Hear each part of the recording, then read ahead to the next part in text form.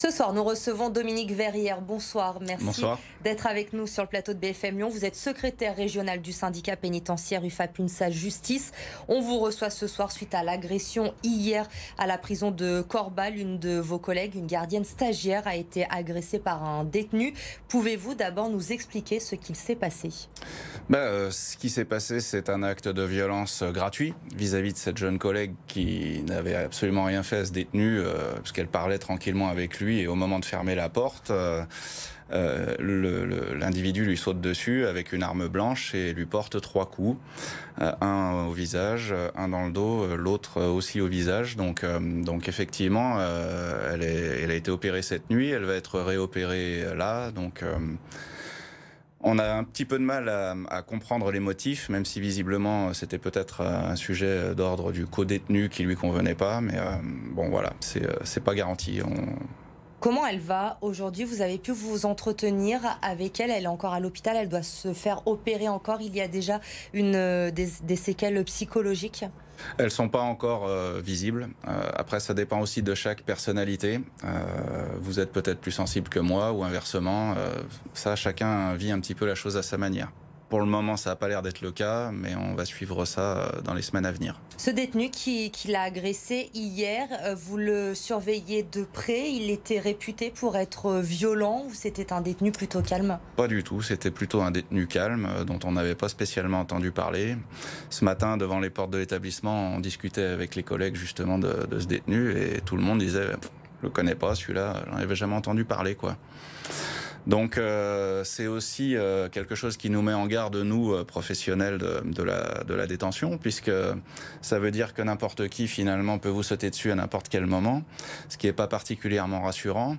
Et c'est ce qui nous amène aussi à solliciter de l'administration pénitentiaire la prise en compte de ces éléments-là, parce que la coursive, ça reste les surveillants qui la gèrent, et on veut, à minima à Corba, puisque c'est un grand centre pénitentiaire de la région, que les agents puissent être 2 systématiquement dès lors qu'ils ouvrent une porte de cellule, parce que quand on est 2, on circonscrit la capacité d'action du détenu, on la divise par 4, quoi, quasiment. Donc, justement, vous parlez d'être 2 pour ouvrir une cellule. Votre collègue était stagiaire. On a du mal à comprendre comment une stagiaire aujourd'hui peut se retrouver seule justement avec des détenus.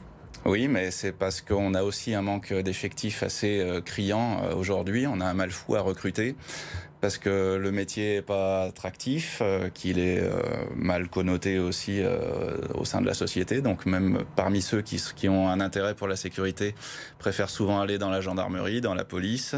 Mais même eux, ils ont du mal à recruter. Donc c'est encore plus difficile pour nous. Donc c'est assez fréquent, ce qu'on doit comprendre, qu'un stagiaire qui est censé être encore en formation se retrouve seul dans des prisons aujourd'hui ? C'est plus que courant, notamment sur cette région Rhône-Alpes-Auvergne.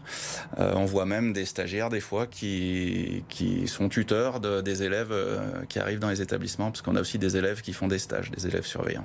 Aujourd'hui, sur la région Auvergne-Rhône-Alpes, vous parlez de ces sous-effectifs. Il y en a, toutes les prisons en France sont concernées. Est-ce que vous pouvez chiffrer sur la région Auvergne-Rhône-Alpes le nombre de postes qui manquent dans les prisons pour que vous puissiez faire votre travail correctement ? C'est difficile. On est autour de 500.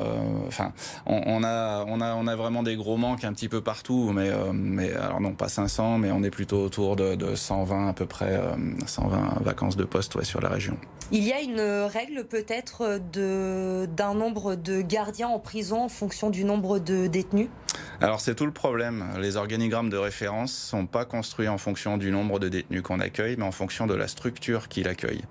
C'est-à-dire que pour un même nombre de détenus, si on prend le département du Rhône, théoriquement, en tout cas, on a à peu près le même nombre de places à Villefranche-sur-Saône qu'à Corba, mais on n'a pas du tout le même nombre de personnel. Parce que la structure a besoin de beaucoup plus de monde à Corba. Les agressions, on l'a compris, sont de plus en plus fréquentes. C'est dû à quoi ? La surpopulation carcérale. On sait qu'aujourd'hui, il y a environ 70 000 détenus en France pour seulement 61 000 places. Ça explique ces agressions qui sont de plus en plus fréquentes selon vous ? Disons que ça les facilite. Ça les explique pas toutes, mais effectivement, ça met de la pression sur le cœur des détenus. Et effectivement, ça peut générer, potentiellement d'ailleurs, c'est ce qui a pu générer hier soir, cet acte-là. Effectivement. À Corbeil, il y a eu combien d'agressions ces dernières semaines, ces derniers mois? C'est assez fréquent? C'est difficile à chiffrer comme ça, mais ça dépend ce qu'on appelle agression, parce que l'agression verbale est quasi quotidienne. L'agression physique est heureusement un petit peu moins fréquente, mais pour autant, il y en a un certain nombre, en effet, qui génèrent beaucoup d'accidents de service, pour le coup. Quelles sont les réponses que vous avez aujourd'hui du ministère de Nicole Belloubet? On sait que vous avez fait plusieurs actions ces dernières années pour vous faire entendre et on a l'impression qu'aucun accord n'est trouvé avec le gouvernement, que finalement vos actions restent vaines. Mais disons que l'accord a un mal fou à être appliqué, parce qu'en janvier 2018, comme chacun se souvient, on a eu un gros mouvement suite à une action à peu près similaire à celle qu'on a constatée hier à Corba. Que des engagements ont été pris, on a signé, notre syndicat a signé un relevé de conclusion qui a un mal fou à avoir son application concrète sur les quartiers spécifiques qu'on souhaitait voir ouvrir.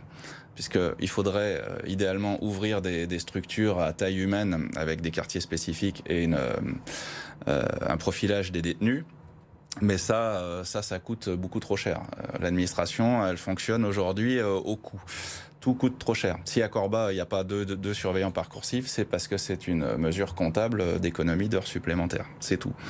Donc on est là-dedans, en fait. Et dès lors qu'on veut créer des quartiers, eh ben, on génère des coûts financiers à mettre en œuvre. Et ça c'est compliqué. On parle des agressions des gardiens qui sont de plus en plus fréquentes, des fois même quotidiennes pour vous. Il y a aussi les suicides des détenus. Il y en a eu plusieurs, notamment à Corba ces derniers mois.